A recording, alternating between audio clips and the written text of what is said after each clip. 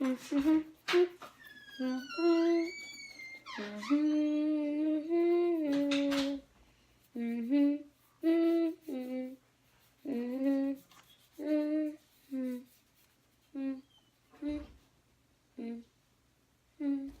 my name is Hayden Williams-Moran, and I'm a kid, and a writer, an actor, a filmmaker, a gymnast, dancer, swimmer, director, camera operator, news reporter, scientist, historian, friend, brother, researcher, cat wrangler, dog lover, mathematician, and for one brief moment, one day on the playground, a referee. My name is Hayden, and I have ADHD. ADHD stands for Attention Deficit Hyperactivity Disorder. I was first diagnosed with ADHD right after I turned 4 by our family doctor. I was taken to the doctor for a yearly physical. I remember I was led into a large room with a table and only one chair. I was with my parents and my brother. There was a large bookshelf and a counter. Way up on one of the shelves was a jar of lollipops.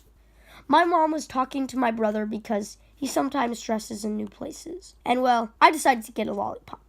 So I started climbing, and just as I reached the jar, the doctor came in and I was caught.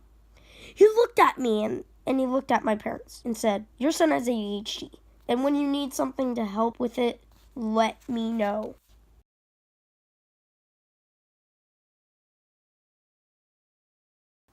I was diagnosed with ADHD, or so I was told, when I was about 4 or 5 years old.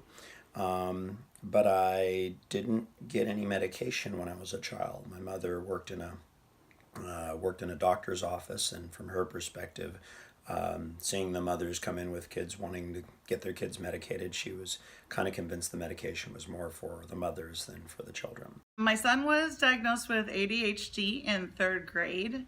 And I, even though being a teacher for a long time, and knowing that he had the inattentive kind, and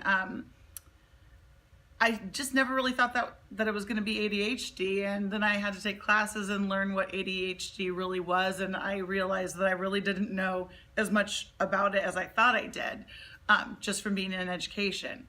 I would definitely say starting around 4th grade was when I really started to notice it. So when my grades started to drop, my ability to pay attention was diminishing. In kindergarten, the teachers mentioned to me that he was loved to run around the classroom and could never stop wiggling. And I just figured he's a normal little boy. 1st grade teacher said the same. Same with the 2nd grade teacher. And I just, once again, thought, my husband and I thought, he's a boy. You know what? Schools are not made for boys. Kindergarten went by, 1st grade went by, and then 2nd grade came, and it seemed to go really well. And then 3rd grade came, and it was a horrible year. And the teacher tried everything, and she was really wonderful, but he wasn't doing well. And I was, all over the place, certainly in school. I didn't enjoy school. Starting from about probably 3rd grade, when we actually had to start, sitting still in class a lot more and focusing on work and doing work. And it was basically that way through high school. The farther I got along in school, the harder it became. And I would definitely say it affected my grades almost the instant that ADHD came by. About 4 months ago, I was learning a new course. I'm an IT trainer, so there's always something new to learn. So I'm sitting in a class, and I really began to notice how difficult it was to pay attention, and it felt like putting 2 magnets together the wrong way, and as much as you might want to push on it, as soon as if you weren't putting maximum effort into it, things would go ahead and slide. I know I need to study, what's in the kitchen? And I really began to recognize it. In the 4th grade, Bobby came home one day and said to my husband, David, and I, that he could not focus, and he didn't know how to pay attention in class. He noticed his mind was wandering. One minute he was looking at the board, completely engaged in the lesson, and the next thing he knew, he was staring out the window. By the time he looked around, the teacher had finished the lesson, and he was completely lost. It was then that we decided that, maybe all these teachers were correct, and he did have ADHD? I would definitely say it also affected my life with my family as well. It had me create these impulses that basically made me feel like I had to argue with whatever my parents said, or I couldn't prioritize all my I couldn't prioritize all my chores or just simple tasks, really. So then I started looking into different things to help with my family, and really it didn't come to the idea that I needed medication for it until I was in the car with my family this one time at night, and I straight up said I wanted to end my life. I've heard this story every time I don't finish a book or forget to turn in my work, which is in my backpack, or drop something as I walk to my mom. You know, the more I think about it, that candy was a trap and I was set up. All I wanted was a lollipop. But really, I can't remember a time when I wasn't ADHD, and that might seem weird. But you see, in my family, not being ADHD is weird. My brother has ADHD and my dad has ADHD, and everyone feels that my aunt has ADHD too. ADHD is often genetic, which means that it's passed in your genes by your parents. ADHD makes me different, like not finishing things I start. But I like being different because I stand out.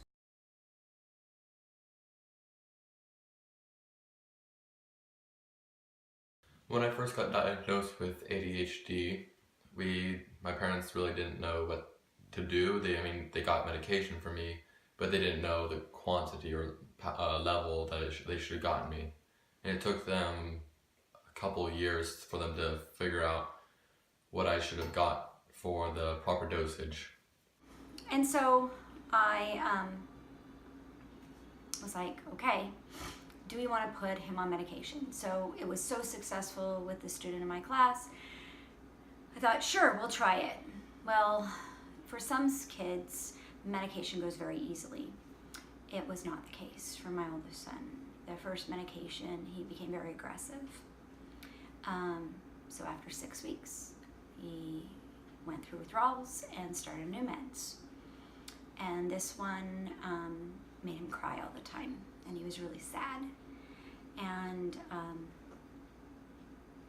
so after 6 weeks, we stopped, and he went through withdrawals again, and we tried another one. And this one, after 2 weeks, and he was having terrible time on it, and I called the doctor and said, I can't handle this. He's upset all the time. He's starting to pull out his hair, and he was losing patches of hair.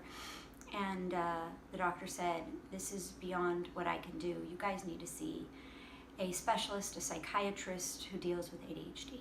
So that's what we did. We found a psychiatrist who dealt with ADHD.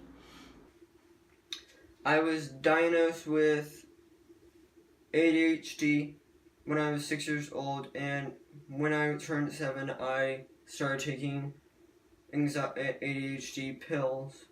Ever since, until I was 8 years old, we kept on changing the pills.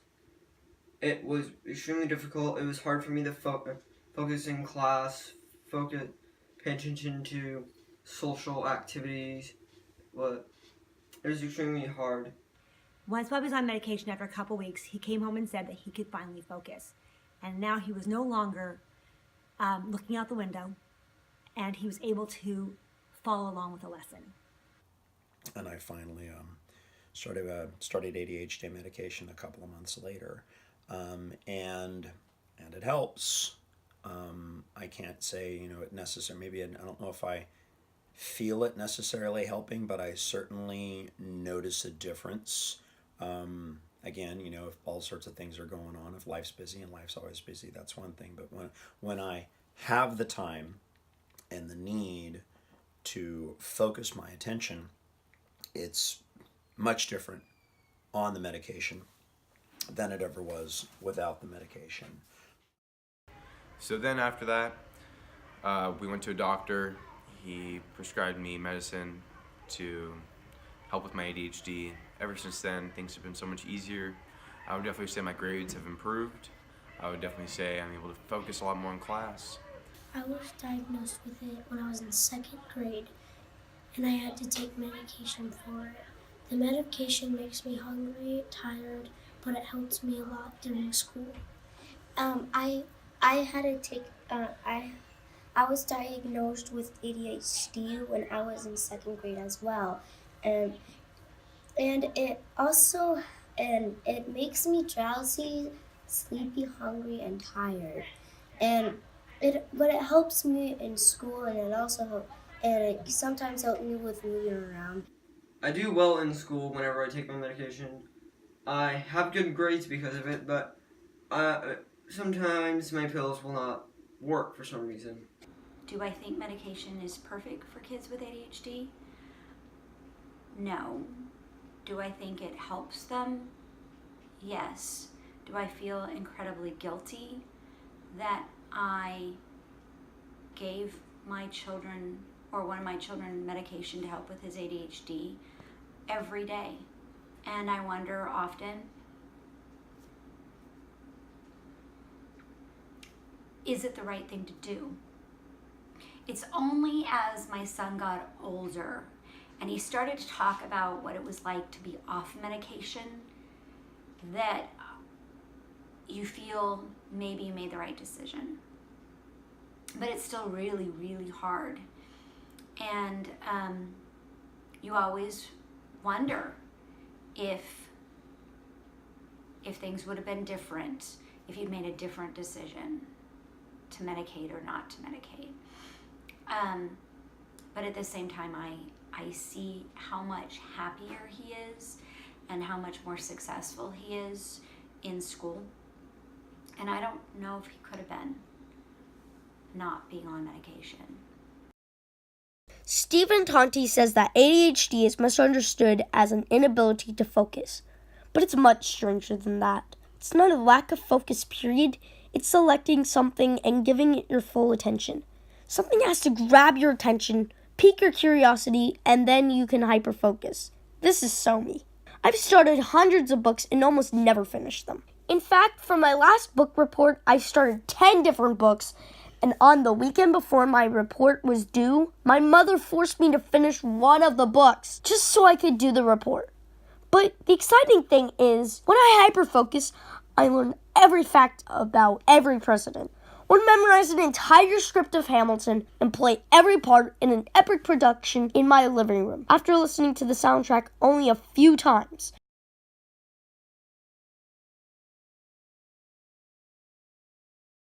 ADD affects me because it takes me a long time to come up with an answer, even though I already know the answer. I also don't like it when people look at me because it makes me nervous. Being ADD makes me constantly fiddle with things. The reason why I feel different is because everyone in my class is actually paying attention, and I'm the one that's moving around trying to get my comfort, and they stay focused, and I'm doing something else than doing that. He has the combination ADHD where he has hyperactivity and he's really run by a motor, and also where he is inattentive. So he daydreams or needs to be in his own world a lot. So, but he's not impulsive because he's got anxiety. And a lot of people don't realize that a lot of ADHD people have severe anxiety. And some of the things that we learned kind of really helped explain difficulties he was having. One of the things is that they feel emotions really big. So it can seem like a little problem, but they react huge. And in a classroom, that can be a problem. With your own son, it can be a problem where you're looking at it. Why would they act this way? But that's how they're feeling at that moment. They can't, it's just huge. Not to mention the organization dealing with their homework and dealing with their assignments, and being successful in school is very difficult. But one of the side effects that my ADHD pills have on me is I don't want to eat that much anymore. It's whenever I whenever I don't take my pills, I feel unstable. I feel not right. I feel more chaotic. I also have a little bit more sympathy with my older son. We've long had problems getting him to eat, and it's been because of his ADHD medication. And because he says he's just not feeling hungry, and I have the same issue. So if I don't eat before I take my medication, I'll know intellectually that I need to eat. I won't be hungry until much later in the afternoon. Even though my brother and I have ADHD, we don't have the exact same type. I have the attention problem. He has what they call the combo.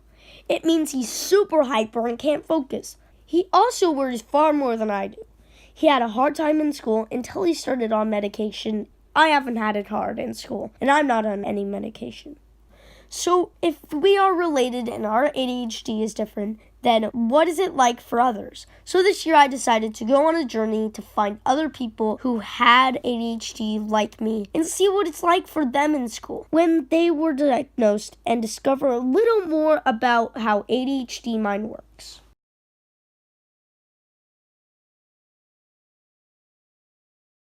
So when it comes to dealing as a school counselor with students who have ADHD, it's not necessarily, I think people need to understand, teachers, staff, parents, even other students and support staff, that it's not necessarily that students don't know what is expected of them. They know what is expected of them in the classroom. They know what they need to do. It's the execution of the task that's difficult for them. And sometimes, depending on whether we're dealing with impulsivity, reactivity, or the hyperactivity, or just the inattentive portion, it's something that they are trying to control. However, it is out of their control. So we need to teach them the skills to be able to communicate and verbalize what it is that they need at the time. We also need to be more mindful of their needs, meaning that a task that's simple for someone who does not have ADHD can become overwhelming very fast. So frequent breaks is important. Teaching them to self-regulate is important, so those coping skills come in handy. Also teaching them to communicate assertively, meaning that they have the tasks and necessities, the tools they need to be able to let their teachers know when they need to break, or their teachers to recognize what it is they need at the time, or that it's time for a break. Being successful in school is very difficult, and as a parent you have to have constant communication, and as a teacher it's made me really realize when I see those kids in class what they need. I can kind of help their parents find a way to help them be successful, and I can help them be successful, giving them what they need, planning ahead, knowing they're going to maybe react in a way that's not typical, but I can help avoid some of those meltdowns, help them finish things, know that we can accommodate their assignments to make them successful. It doesn't have to look like everybody else. They just have to be, successful in the end. In my classroom, I feel that I have a lot of patience for students that are not focused, students that tend to be off task, because I try to make my lessons more engaging, and I also like to offer students a wide range of learning modalities, like instead of just writing, they can create a video, or instead of sitting inside the classroom, maybe go outside and do a little bit of research. We have flexible seating in my classroom. They can sit on the floor, they can sit on a yoga ball, they can sit on stools, seats, bean bags, their choice. If they want to bring something in that helps them focus, I'm fine with that. So I have a little more flexibility. I offer my students sometimes playing music if they're at their desks working, like on a project, or I offer the students if they want to work independently in a back room. So there's a lot of choices, and I believe that's important because not all kids focus the same way. So I think myself too. I was a student that loved different ways of learning, not just sitting down and listening to the teacher. I felt like sometimes I can do the work independently, or it would have been great sitting down on the ground. Still to this day, I sit down. I have a couch in my house. I like to sit down on the carpet. So I think that wide range of opportunities to learn is important for kids, and so it also lets the kids realize that learning takes place at different levels. So there's no one size fits all.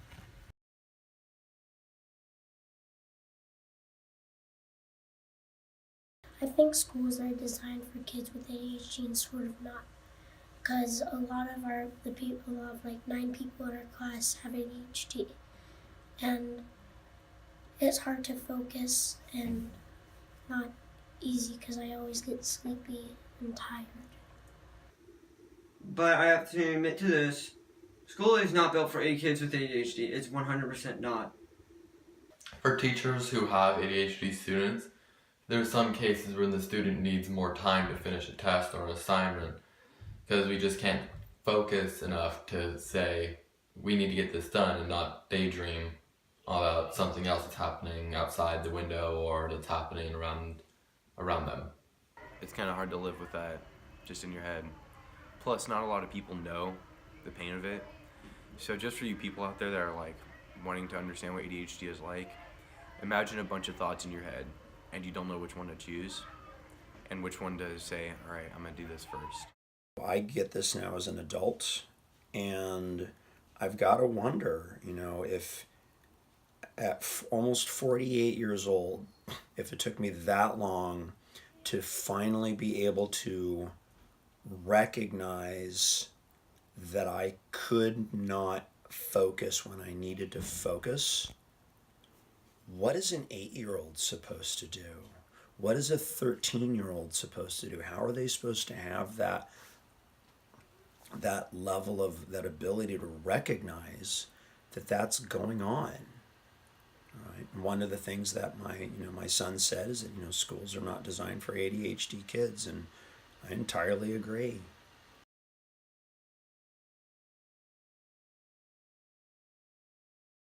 So we gave the scales to 3 of our teachers here on staff, and we're going to review some of those results with all of you. But before we get into that, I do want to say that you can be very successful having ADHD. It's just a matter of learning how to manage your symptoms and understanding your symptoms in order to create a plan that works for you. Many adults can be very successful.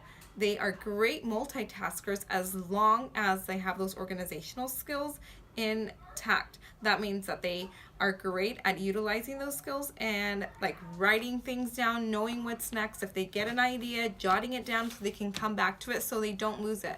Many of them are very creative. They can be very productive because most of them do have that energy portion. They have the drive to want to do the new task or whatever comes to mind. But as long, again, as they know that they have to have a routine, they have to know what their triggers are, they have to know what their working environment needs to look like, they have to have those tools they need in order to be successful. So we are going to review 3 of our teachers and their results. Our first one rated more on the hyperactivity portion of it. And what does that mean? The hyperactivity, or someone who tends to have more hyperactivity or impulsivity tendencies, they often fidget. So with adults, you will see that. So with kids, we see that they run, but with adults, it's a little more subtle. So they're the ones who are constantly tapping their hands while you're in a meeting. They're tapping their pencil. They're fidgeting with their hands, or they're fidgeting with paper. They're tapping their foot, or they're rocking back and forth. Some of it is very subtle, but if you pay close attention, they're the ones that are a little more restless during a long staff meeting. They may have to leave, or they may get a drink of water constantly, or get up and move around, walk around. Sometimes you might say, oh, I need to get up because of my back, but that's just a little, sometimes they just need to do that. Just like kids, we encourage them to go get a drink of water. Adults need to get up and go to the bathroom, go to their classroom. They will get up and then come back. They may talk out of turn. So they're the ones that have a hard time just raising their hand, and they'll just blurt I need this, because whatever comes to mind, again, if they are not in a structured environment and in staff meetings, sometimes you find that, or we're just going on, then they'll go on and on with it. So they will blurt out. They may, the on-the-go thing is, again, it's just the ideas, the rapid ideas that come to mind. They might have a hard time waiting their turn. Again, it's the blurting out. That's when you see it, where they're just going to blurt out. They don't, and it's, okay, so let me go back. It's not that they don't see their colleagues raising their hand and waiting patiently. It's literally that in their mind, they need to say what's come. They're not discrediting anyone, or they're not trying to jump in. They really are just going with the flow, and a thought came to mind, and I'm going to say it. And again, it's the interrupting. They don't mean it, and I think that's what everyone misunderstands, is that they don't mean to interrupt. They're not trying to be mean or malicious or inconsiderate of somebody else. It's really about, in that moment, they're going to interrupt because that's how they're working in that moment. So I just received my results for ADHD, and it says I'm hyperactive and have impulsivity. So it also says that I like to move a lot. That's very true. And it says that I am easily distracted. I'm just going one day, and my week's a disaster. One day. Oh my gosh, my children.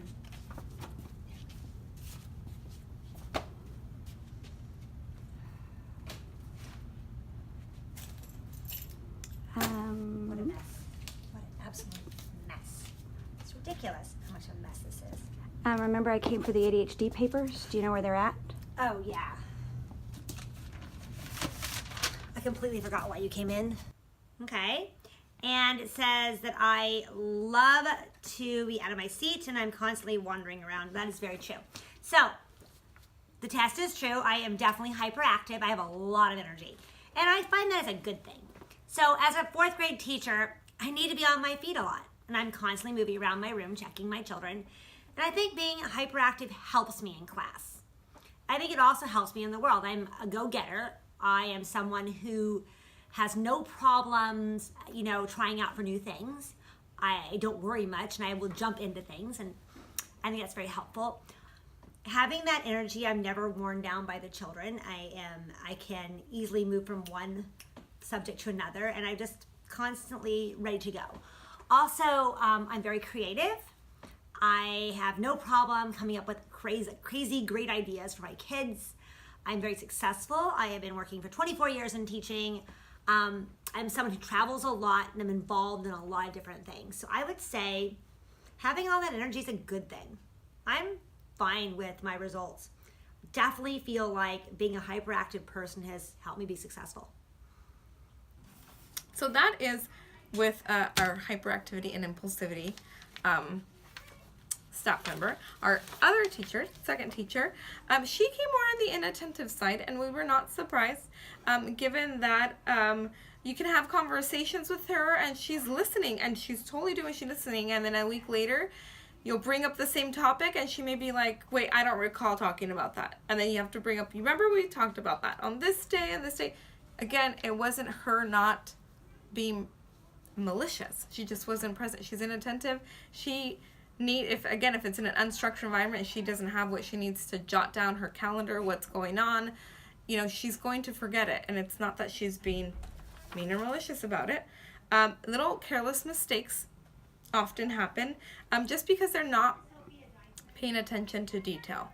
In their mind, they're going to write down what comes to mind, what they need to know in that moment, and they may go back and look at it and say, okay, I'm missing information. Yeah, they probably are, because they're being careless with what they're writing down. Difficulty paying attention to tasks. Again, it's different in regards to the one who's more hyperactivity, because they're constantly moving. This one's just they're the ones who drift off to La La Land, and they're gazing at the wall, or they're gazing this way, or they're doing something else when they should be paying attention. So it looks a little bit different. Doesn't listen. So again, it's that one that it seems like they're not listening. They are listening.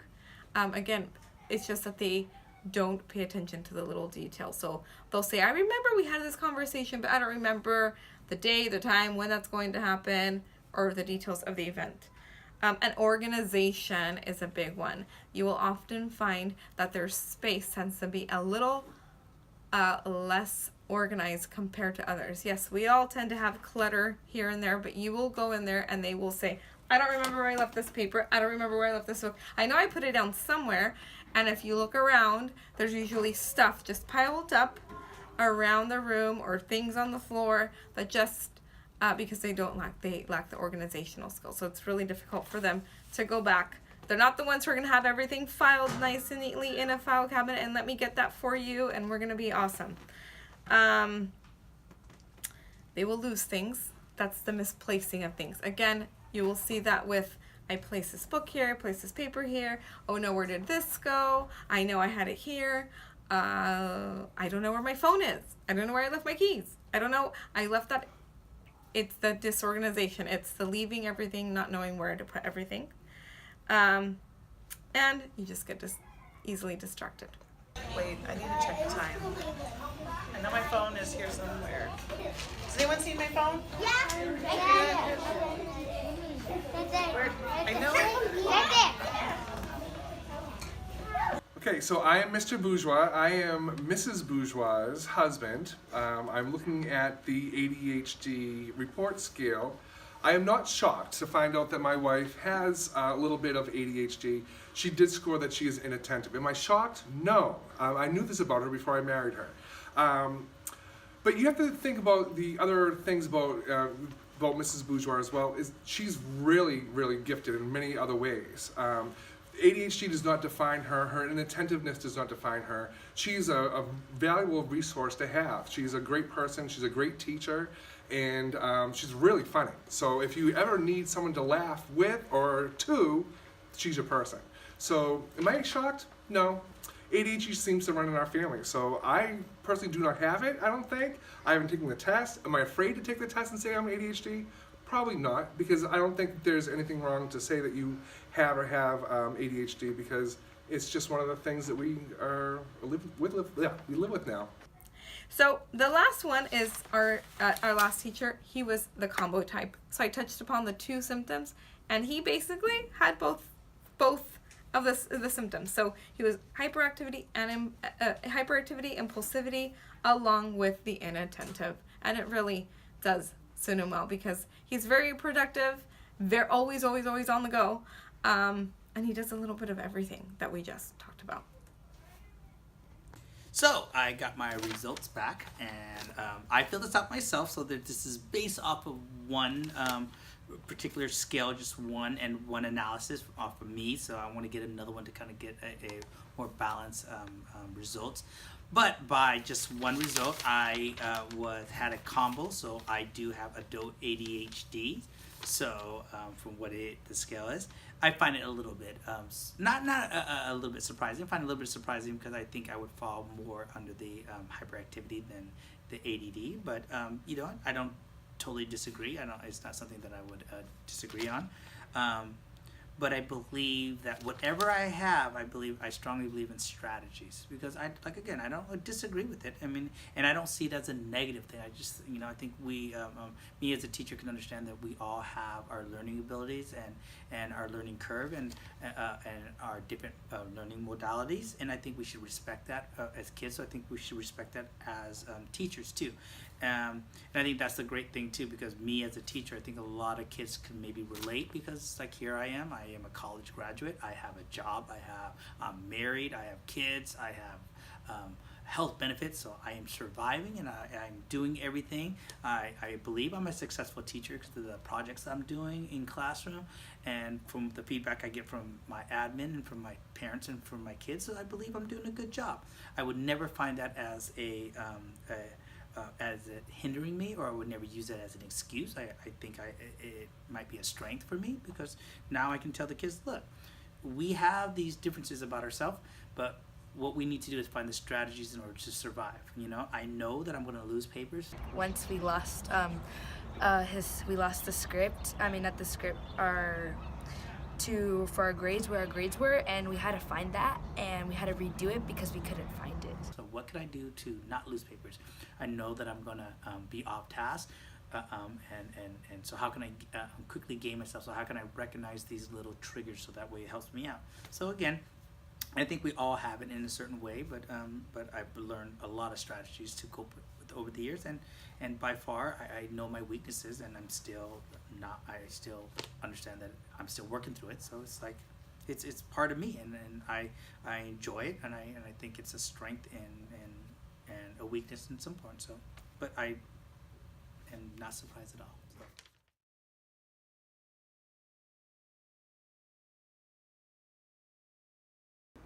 So I really don't know what it's like to have children without ADHD. And so if you do have a kid with ADHD, my thought would be to read everything you can on what ADHD is. And if you can, talk to somebody who has an ADHD child as well. And talk to a doctor. And if I could give anybody advice about anything, it would be before you decide to put your child on medication, or after you decide to put your child on the medication, don't let them be a guinea pig and let them try medication after medication. To have them swab their cheek and test their DNA, because it is miserable. And it's harder to watch your child go through it than it is for you to go through it yourself. So it was painful to watch him go through trial and error of medication. So definitely look into that if you're thinking about putting your ADHD child on medication. During the process of documenting ADHD, I have found that we aren't really attention deficit. We are attention different. More people need to understand how ADHD minds and people can work, and we're not all the same. And schools need to develop a better way of understanding ADHD and their ADHD students. If we spend more time accepting and learning to tolerate the unique gift of ADHD people, maybe then less people will feel embarrassed or different. Robin Williams was in many ways the poster child of ADHD, though it was never confirmed that he had it. He said that you're only given a little spark of madness, you mustn't lose it. My adventure of finding other people with ADHD has been a good one, but what it was intended to be was ADHD in my family. But as I filmed more, it got a lot bigger than that. My path grew all these twists and turns and all these other different directions. Part of it was just stumbling upon it with my news crew, but the other half was just being able to wander around my campus with my camera. So my path has come to an end, and a new story I start, and a new idea. After all, I am ADHD. Mm-hmm.